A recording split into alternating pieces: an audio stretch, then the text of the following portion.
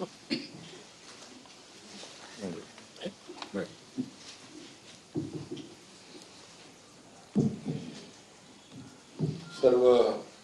पत्रकार मित्रांचं स्वागत.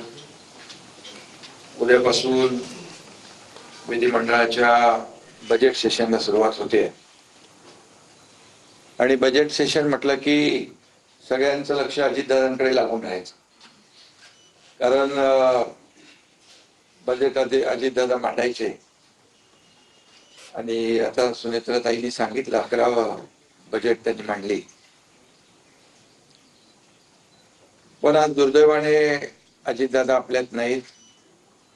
अजितदादांच्या दुःखाचं सावट या अर्थसंकल्पीय अधिवेशनावर आहेच आणि दादांना श्रद्धांजली वाहून अधिवेशनाची सुरुवात करण्याची दुर्दैवी वेळ आमच्या सगळ्यांवर आलेली आहे. हे अनपेक्षित आहे आणि अतिशय अनाकलनीय आहे.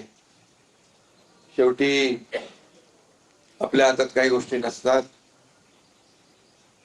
आणि नियतीसमोर आपलं चालत नाही. हेच या दुर्घटनेवरून सिद्ध झालेलं आहे.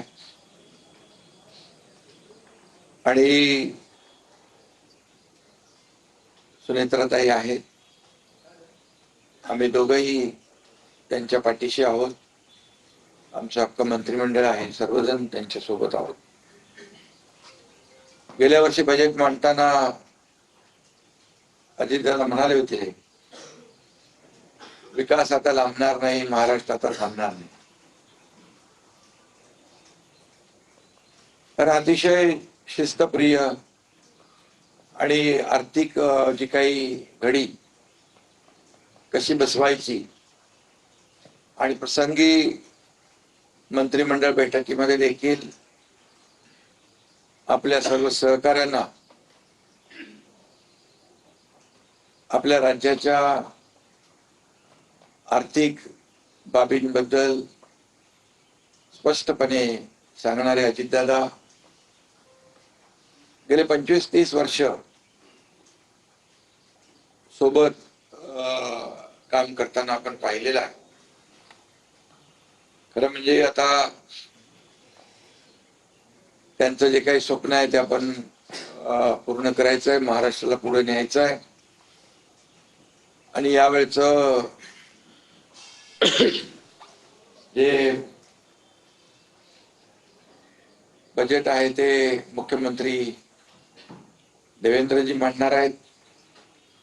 ते उत्तम अर्थतज्ञ आहेत.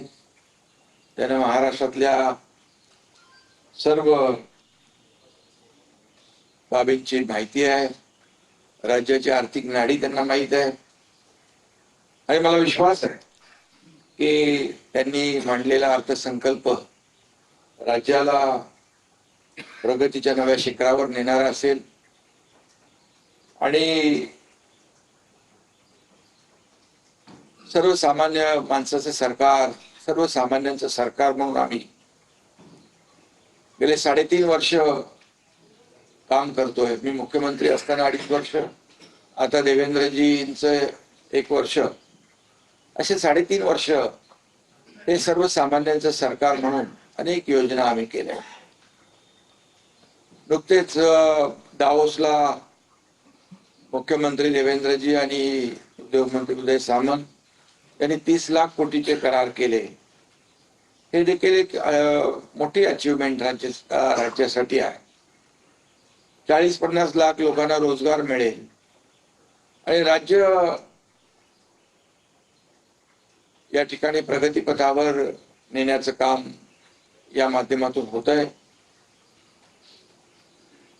आणि खऱ्या अर्थाने आताच ताईंनी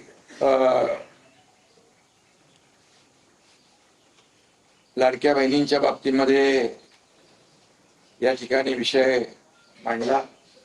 मला आठवत आहे, मी मुख्यमंत्री असताना मुख्यमंत्री माझी लाडकी बहीण योजना देवेंद्रजी, मी, अजितदादा आम्ही ठरवलं की लाडकी बहीण योजना सुरू करायची. परंतु खर्च 45,000 कोटीच्या पेक्षा जास्त होता. पण शेवटी धाडस करण्याची आवश्यकता होती आणि ते आम्ही केलं. आणि अजितदादांनी देखील त्या एवढा मोठा जो काही भार होता, आर्थिक घडी विस्कटणार नाही याची काळजी घेतली आणि ती योजना आम्ही यशस्वी केली, सुरूही केली.